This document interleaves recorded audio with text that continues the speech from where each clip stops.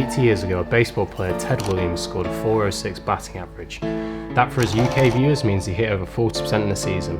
Since then, no one has ever repeated that feat. The game hasn't changed, so why, despite more resources, more people playing the game, and more time, has that record stood?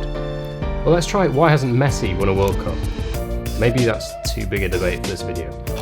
Jim Rutt, formerly Chief Executive Officer at Network Solutions, gave a talk once about his experience in business.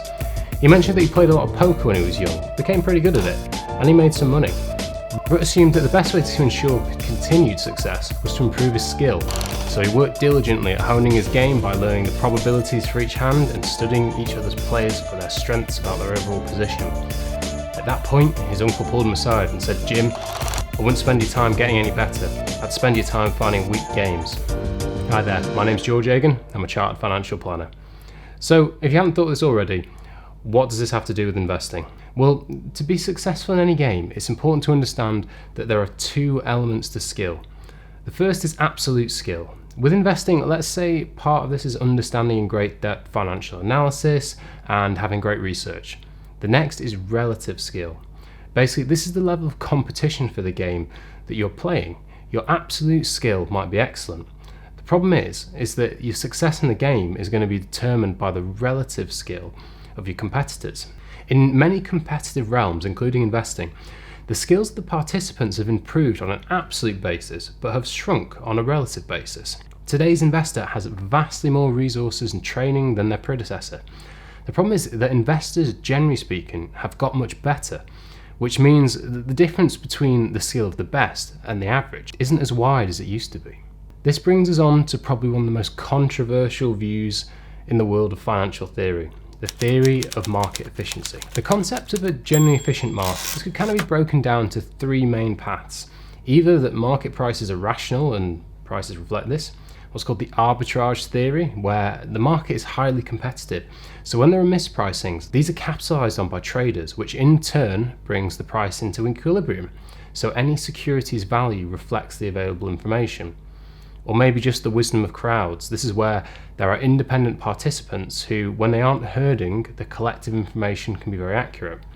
Through one or a mixture of these, market efficiency says that the information is baked into the price. Now, no market is perfectly efficient. The father of this theory, Eugene Fama, says specifically that the market has never been perfectly efficient. That's not the question. The question is the chosen market efficient enough to make it extremely hard to beat? Now, this is a hotly debated subject, and this video isn't about this specifically, so I'm going to come back to that in another video.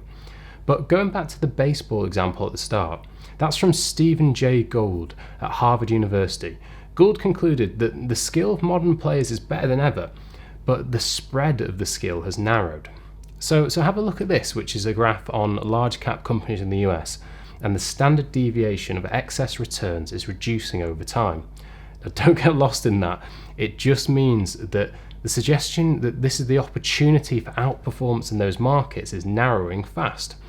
So this seems to be as true for the markets as it is in baseball. Now, this doesn't mean that skill no longer exists. In the same way that Lionel Messi not winning a World Cup doesn't mean that he hasn't performed exceptionally. It's just that it's become harder.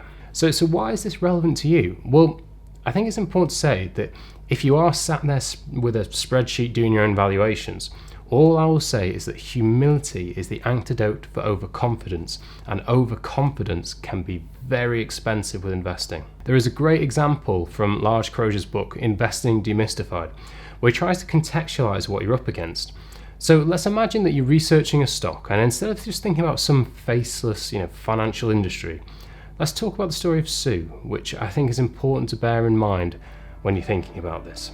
Sue is a portfolio manager at an extremely well-funded unit trust who, like us, is looking at the share price of a tech company.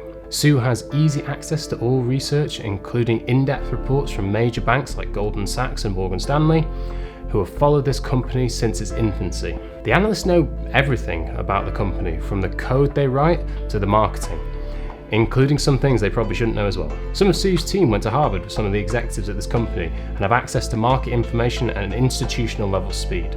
Her team is a long list of PhDs and investment specialists. Sue herself is driven, dedicated, extremely well qualified, and has decades of experience. The only question is, do you feel like you have the edge over her or thousands of people like her?